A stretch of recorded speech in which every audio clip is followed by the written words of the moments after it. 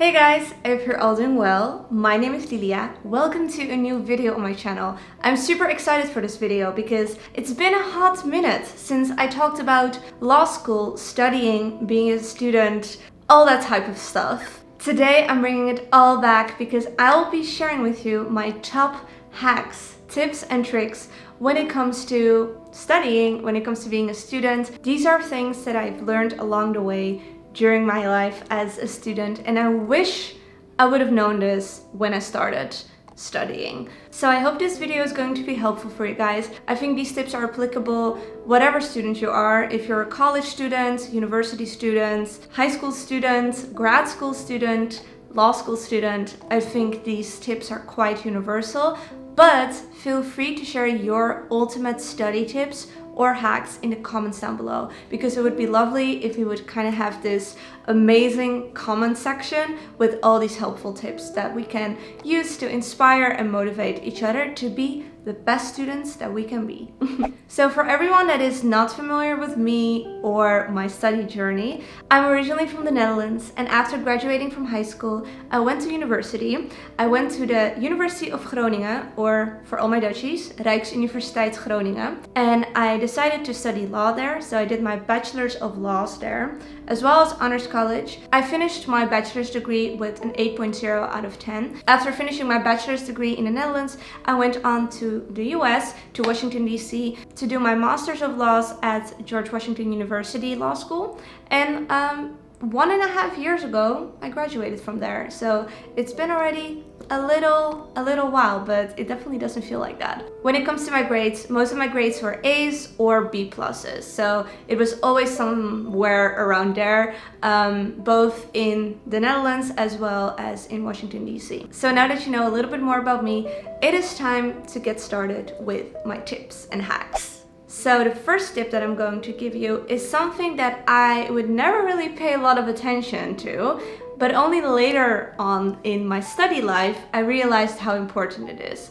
And that is to take some time to study the table of content or the study guide or class overview a professor gives you. Normally, these are the first 1 or 2 pages of your workbook, of a handout, something like that. And I would look at it to know whatever I needed to study for that week, but I would never in its whole spend time kind of understanding what I needed to study. And there, my friend, you can find the perfect way to schedule out your overview, your summary, your outline, because that table of content will immediately give you all the important things, all the important subjects the professor wants you to know. It's not about studying hard, it's about studying smart. It's about what a professor wants you to know and not about knowing everything. So instead of just reading the pages that you need to and try to memorize as much as possible, look at the table of content, see if the professor for that week wrote out, for example, today we're going to be talking about this convention and these cases, and already create your outline based on those points, rather than going through the text and just writing down the things you think are important. No, do it the other way around. Tip number 2 is something that we all know, but we can always use a reminder. And that is to plan your exams or papers or deadlines in advance. It's going to affect the quality of your work, and it's also going to affect your mental health, and it's really not worth it. So what I always like to do before the next semester or the next period, whatever kind of educational system you have started, I would make sure I bought all my required books. I would have gone through all the tables of content. I would kind of already schedule out, okay, this is how much time I'm going to spend on this course, this is how much time I'm going to spend on that course, this is going to be something I'm going to struggle with, so I need more time on this, this is something that's easier for me, so I need less time on this.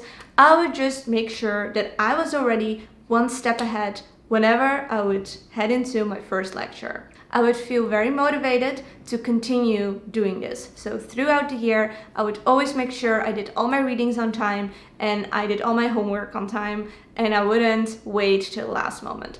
Of course, I wasn't a perfect student, and of course sometimes I was lazy and I was binge watching a series instead of studying. And we're all human, and it's okay to slack sometimes. We're not perfect. Sometimes you just deserve that off time. You know, studying is hard, but this is just your reminder, your little kick in the butt to start doing everything on time and not procrastinating and waiting till the last moment. So the item I always use to schedule out everything is my Supplied by Lily student desk planner. This is a planner I created myself as a struggling student that could never find aesthetically pleasing and also very practical planners. So I decided to create one myself. The reason why I love them so much is because I added an exam planner in this, I added a paper planner in this, I added a semester overview, monthly overviews, and weekly overviews. And this would just really help me keep on track with all my deadlines, all my exams, all my papers. So I would never feel crazily overwhelmed because I had my schedule all in here. And I would also really enjoy planning out my whole semester or my period. In the Netherlands we actually had 4 periods, and in the US it's just 2 semesters. And I know some schools have even different systems, but yeah. So that is why I would highly recommend finding a planner that is going to fit your student needs and not leave you overwhelmed, unorganized, just scattered. So if you want to shop this planner or any of the other Supplied by Lily student stationery, I will have linked it in the description box down below, and shipping is international as well. So tip number 3 is not specifically a tip, but it's more me explaining how I take my notes. I'm a very visual learner, so for me it's always very important to use a lot of colors. For example, I have a lot of different markers with all these different beautiful shades. I needed them to memorize all the different cases, dissents, concurrences, majority opinions, as well as definitions, terminologies, criteria. In Dutch law and European law, I needed to make sure to differentiate between Dutch law as well as European conventions or regulations. So I used a lot of different colors in order to kind of make sense of this huge complicated legal system. When it comes to my note-taking style, I think there are a few general points that I can give you without becoming like super specific about the actual topics I studied. Most of my notes consisted of 2 different terminologies or 2 different aspects. The first kind of part was that I would write down all the definitions. So I would always spend a lot of time creating these perfect, very well-rounded definition for every term that I needed to study. So whenever I wasn't 100% clear or whenever I needed to memorize a term using, for example, flashcards or anything like that, I could go to my list of definitions and have it all there. So that's the first aspect that I spend a lot of time on. The second side or the second aspect is that I spent a lot of time kind of creating schematic overviews or outlines or summaries of theories and concepts. So especially in law, whenever you have a certain term, for example, I don't know, torts. In order to, for example, prove in court that something is actually a tort, there are certain criteria, certain prongs that the case needs to fit in order for it to be called a tort. Same thing for philosophy, especially when we were doing scientific philosophy, logic. A lot of the things consist of different premises, different prongs with a conclusion. So for every theory that I had, I wanted to kind of create this formula, step-by-step plan that I could use and fill out whenever I had a question on an exam. So instead of just focusing on the facts, I really tried to kind of use my analytical thinking and create more of these formulas for all the material I was studying. Also, a thing that I used a lot was bullet points and indentations. Most of my notes always had a lot of tabs and indentations and bullet points and different types of bullet points in order for me to kind of create these structures in my head. I just realized I should have actually started with this, but oh well. A thing that is always a topic of debate, I feel like, as a student, is to either handwrite your notes or to type them. Now, I kind of did both. When I started in the Netherlands, I would always handwrite my notes because that way I would memorize everything way better than if I would type them out. And then I would make an overview, an outline or a summary of my notes on my computer, print it out, and usually annotate that specific outline. In the US, I did things the other way around. I don't know if it's like a general thing in the US, but my professors would go so fast through all the materials we had to study that I just couldn't keep up handwriting my notes. I had to type them all in.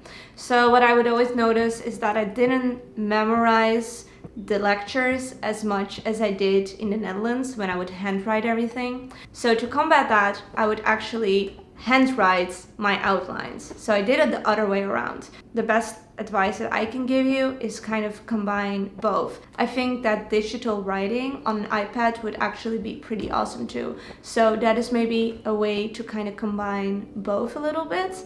But yeah, I always was a big advocate of both handwriting as well as typing your notes and your outlines. Tip number 4 is to ask your professor questions. I know it can be quite intimidating to ask a question during class or to go to a professor during after hours and ask them a question. But I think it is so important. They're there to help you, they're there to educate you. You are paying a very big amount of money in order to have access to these people, so you should make use of them. I just had this very big fear that my brain capacity was just not big enough to understand certain concepts, and that I was just thinking completely out of the box in a different way and had everything wrong. Usually it was not the case, fortunately enough. Sometimes it was, but you know, you win some, you lose some. I definitely had some classes, especially in the US, where I felt kind of shy because I was the only foreign student. So a lot of things that were kind of common sense for American students were very different, and I had no idea for me as a foreign student. And most professors were super understanding and would always explain everything to me. So don't feel scared to ask a professor questions. It's really going to help you a lot. Tip number 5, which is also going to be the last tip of today, because otherwise this video is going to be way too long. That is to study in all the 3 different ways that we can kind of memorize information. I think there are possibly more different styles than 3, but I've always learned that there are only 3 styles in school. So the different styles are visual, auditory, and tactile. I think it's called like that. And what I would always like to do is not focus on only one of them, but to kind of incorporate all 3 of them in my study style. Even though I'm mostly a visual learner, I always appreciated to have all styles when it comes to me preparing for an exam. What I would do to satisfy my visual learning needs was to make very aesthetically pleasing notes. You guys know I love my aesthetics and I love my colors. So as I mentioned before, when I would take my notes, I would always make them very beautiful, spend time on that, use different colors,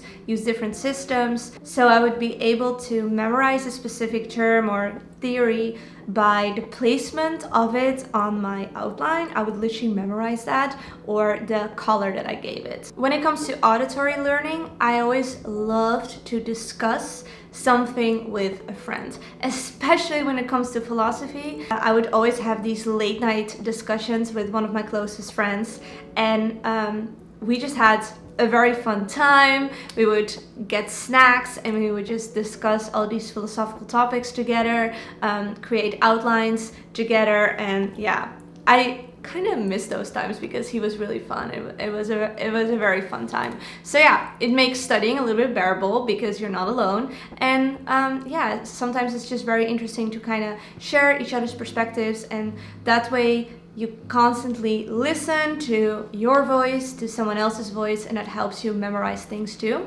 And what him and I would also do is that we would send each other voice messages, like voice memos, about specific topics. So I remember he would always send me a voice memo when I was taking the bus, and he would just talk about some of the study material, and just listening to his voice really helped me memorize certain things. I would just hear his voice say it, as well as obviously go to your lectures if it's allowed to record the lectures. And in the Netherlands we actually had some classes where the lectures were filmed so you can rewatch them online. And tactile, which I think is a little bit of the hardest, is learning through different movements. How I would incorporate that is whenever I was studying a topic and then I would go work out. For me, that was figure skating or dancing. Whenever I was doing a choreography or whenever I was practicing an element, I would just tell myself a definition, and while doing a certain movement, doing a certain spin or whatever, I would tell myself, okay, what are all the categories of unprotected speech of the First Amendment? Anyway, stuff like that. And because I was doing a movement, I would kind of tie that theory to a certain movement I did. And another way that I incorporated this was by using flashcards, because just like the flipping motion kind of was tactile to me too. So those two things I incorporated in my study routine in order to get all the different styles of studying, because that just really helped me personally. So we made it to the end of this video. These were all my tips and tricks and hacks when it comes to studying. If you're either in university, in college, in law school, it doesn't matter. I think these are very general and are relevant for any type of study, any type of school. If you found this helpful, please give this video a thumbs up. You can follow me on my Instagram, which is LilyLikeCom, and also subscribe to this YouTube channel because I would love to have you here. I'm going to say goodbye now because I've been recording this video for like 3 hours because there's been so much background noise. So I'm very happy that this is finally done. So I'll talk to you very soon. Bye guys!